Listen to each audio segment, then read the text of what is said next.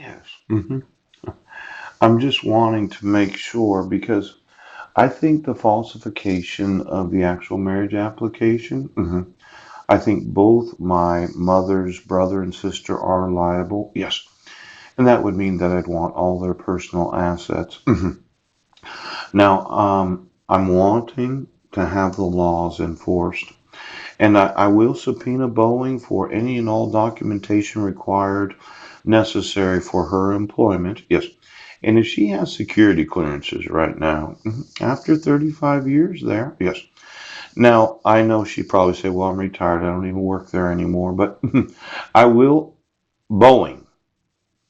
Now, there's 127 pages, yes, in this questionnaire for national security positions at Homeland Security, yes.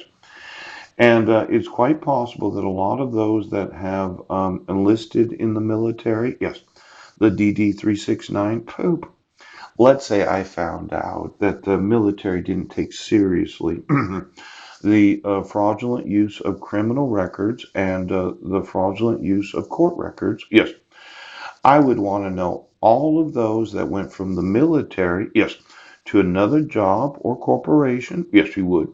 Or quite possibly police department where somebody decided we're just going to change your criminal record so you can get enlisted.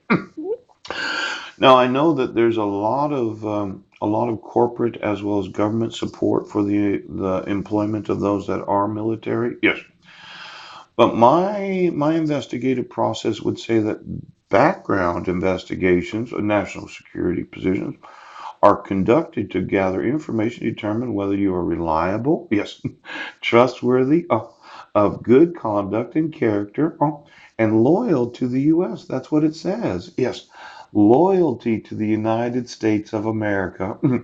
Now, for every sheriff and police officer and all those judges that said, well, what we're going to do is we're not going to use Terry stops. We'll just arrest the person, we'll throw them in the can, and then make them prove that they weren't there. Yes. And their background checks all screwed up, but as long as you go in the military, we'll remove it. And then once you're in the military, you can move on to a corporate position, a government job, yes, or you can work in law enforcement, pooch, and no one will ever find out.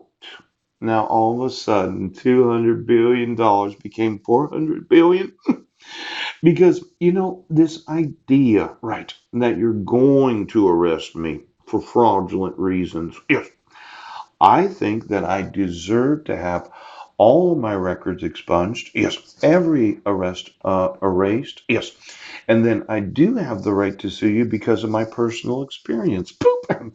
Now, for the military, DD 369, why don't you get me the employment of those that did enlist? Because the sheriffs and the police departments right now just didn't want to have anything to do with them. See, when you look at it, we just keep passing the problem forward, don't we?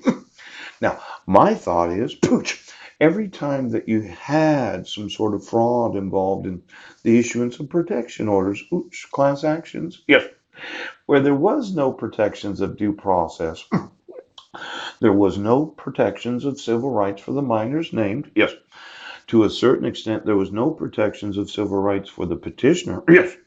I thought that when you did that, yes, oh, well, there's that forgery again, okay?